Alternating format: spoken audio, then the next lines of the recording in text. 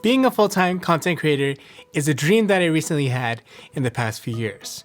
But my biggest regret about it is that I didn't start sooner and didn't keep going. So in this video, I want to give you practical tips that you can apply today to help you not only get a better start than I did, but also have a better journey than I did in content creation. At the time of this recording, I have around 4,300 subscribers and over 975,000 channel views with this YouTube channel I started 3 years ago. But 7 years ago, after I graduated nursing school, I started a channel that eventually grew to 5,000 subscribers over the course of 2 years. But I gave up on it because I didn't have the tips I'm going to give you in this video. The only reason why I picked up YouTube again was because I was always left wondering, what if? What if I could make a living with content creation? You see, it wasn't until I was working through the pandemic as a nurse that I realized how short life could be. I was working at a time when there was no vaccine or proper treatment to guarantee 100% recovery from the virus. When the general public was scared to be exposed to anybody with the virus or any symptoms of the virus, I was within arm's length of people suffering with the sickness.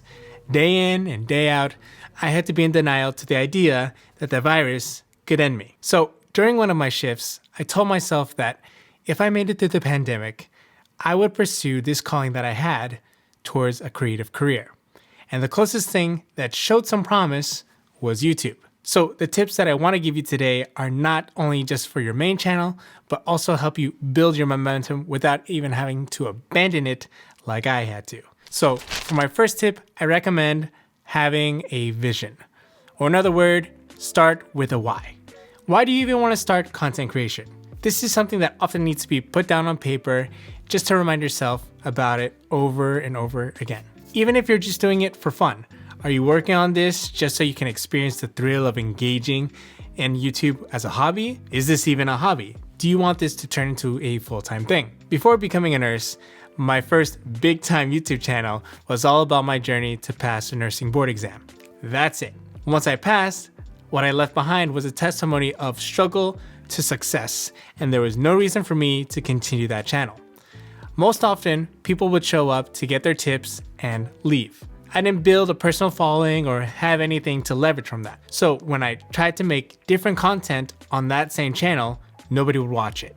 So I left it all together and just focused on my nursing career and enjoyed my young adult life with money for the first time ever, since it was my first job ever. More often than not, there are accidents in this life that turn our life circumstances into negatives.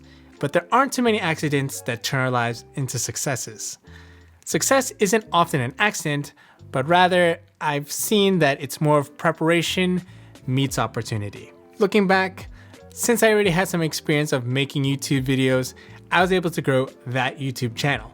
And there was enough people who found value from those videos. So even before we start our new channel, let's have an idea of what we are preparing for, even if we don't know the specific coordinates of our destination.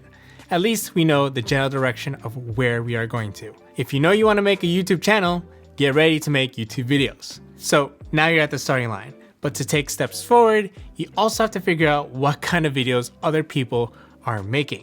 Or in other words, learn about the space you want to be in. Is the social media platform we want to create for best for short form content, long form content, or both? Do people here like educational content, entertainment content, or a little bit of both? Most likely, you have an idea of what kind of channel or page you want to have because you already imagine yourself in that space. Like, surely you thought, this is easy, I could do this. So without even making any videos, you may already have an idea of what your video style may be. But to be sure, just start making content. When I first started my nursing channel, I made it as a vlog type content of sitting in front of the camera, in front of the window where the best lighting is for what I had, hitting record and talking about my thoughts and progress towards studying for my board exam. When I switched over to this photo and video niche, I was already watching these types of videos and had an idea of what I wanted to make while combining my style of what already exists. But talk is cheap, and so is all the ideas that we put onto paper until we actually execute on them. So we finally bullet point some ideas, put them into outlines, and now we have our first video. Now, you just have to hit record. So set up your camera on a tripod or whatever you can and just hit record. And this is one of the hardest parts, hitting record and talking in front of the camera. I never took public speaking class, but I have been in scenarios where I have been put on the spot to talk in front of the class or even peers at my church. It's unnatural to speak in front of a camera. I get it. Then if you got some acne on your face and you're a dude who doesn't do makeup or have a skincare routine, well, we just gotta power through it because we just have to realize that the value of what we say is more important than how we look. You just gotta hit record, and even if you don't show that video to anybody, at least you tried doing it. It's almost like a muscle memory. And once you watch yourself talking in front of the camera over and over again, not only will you dislike what you saw and heard, but you'll be forced to deal with that regret of what could have been. And you want to make that video better for the next time. And that's a good thing. You're taking steps forward and you already recognize the kind of vision that you want to execute on. No need to be ashamed for trying. For a long time, I had been making videos for fun, here and there with friends, starting off as skits, filming a couple skateboard videos, and filmed a couple things for school. But it wasn't until recently, in the past 3 years, that I started recording and publishing videos every single week.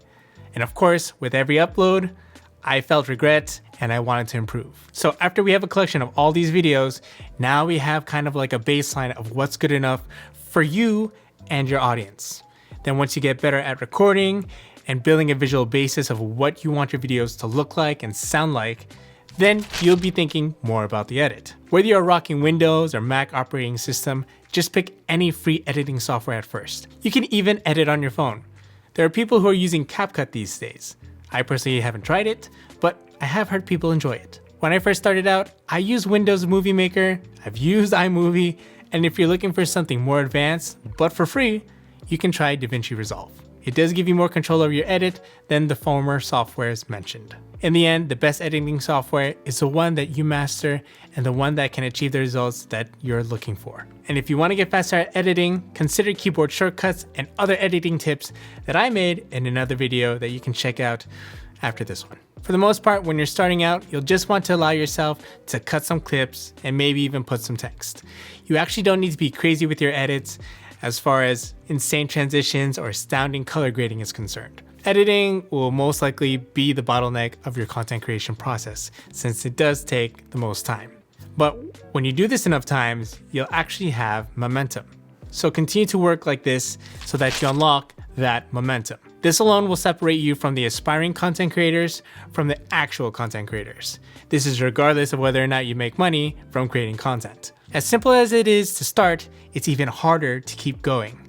And for a while, maybe even a long while, it'll feel like every time is the first time. Once you start doing that long enough, it will be that momentum that keeps you going. Then at that point, you have already set up your schedule, set up your mind, and set up yourself to work towards an optimized content creation workflow and process for the future that you want. One of the toughest struggles that I've had with my first YouTube channel was that I didn't know what kind of videos that I wanted to make. I only knew that I was supposed to document and share what was going on with my study schedule in a chronological order. If you're trying to make a vlog type channel that is chronologically dependent, then you have to find out what kind of stuff you have to create and post in a timely manner. I was working from video to video, starting from scratch every single time.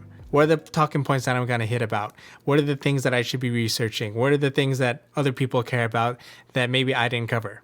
All this stuff was just painful. But even when it gets to that pain point, remind yourself why you are doing this. Eventually, you may be fatigued, maybe sooner than later, and find yourself talking yourself out of accomplishing the next task and creating something for the day. And that's fine. Perhaps you do need a day off. Perhaps you need to reflect on what you're actually doing, seeing that bigger picture. And even if it's not an energy issue, perhaps it's more of a family issue where you need to take a pause on things. You know what you need to do. But for those of you who know that you still have time and you still have room in your schedule to be able to accomplish this content creation thing, stick to it, especially if you don't have an accountability person to keep you going. This will be the true test of whether or not this thing is a hobby or whether or not you want to treat this thing as a job. In between both YouTube channels, I just spent a lot of my time playing tennis, playing video games, and watching a lot of Korean dramas. But is this the kind of life that I wanted to be remembered for? Is this the kind of life that I want to live? Am I working to become a professional tennis player or a professional gamer? Do I want to be a nurse for the rest of my life? Or do I want to see what's on the other side of a creative career by actually putting in the work to make that opportunity possible? And will I be willing to show up to create that opportunity today, the next day, and the next one? But as serious as we can take it, let's also not take the fun out of it as well. Because in the end, yes, we are working to earn money, to earn a living, to make money for the mission that you are trying to fulfill with your life. At the very least, you're trying to become a better content creator for whatever purpose. Although there is no such thing as a perfect job that is free from any hiccups, you still find that there are moments of the process that you can continue to thrive in and find joy in. If you can, delegate the things that you don't enjoy, or at least work up to the point where you can. Until then, give yourself the grace and pick yourself back up over and over again, even when you feel like a failure. Give yourself the rest that you need to catch up on that energy to work. And not just the kind of work that keeps you busy, but the work that keeps you accomplishing things over and over again. Things that'll make you move forward. It's like they say, YouTube is a marathon and not a sprint.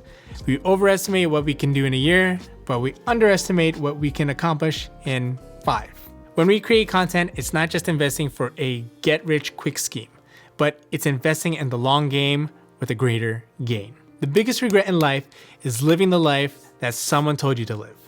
But at the end of our lives, we can't blame anybody else for our decisions except for us. As someone who is now living in their young 30s, I realized that I don't want to be a nurse for the rest of my working years.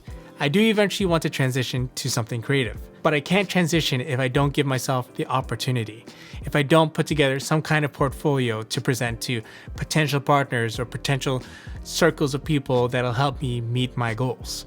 Maybe if I had done it in the beginning, I would have already been doing this full time, but I'm not. And that's okay, because it's all part of the journey. If you want to learn a little bit more about the systems that I use for content creation, check out this video over here where I talk about how I use Notion to stay organized.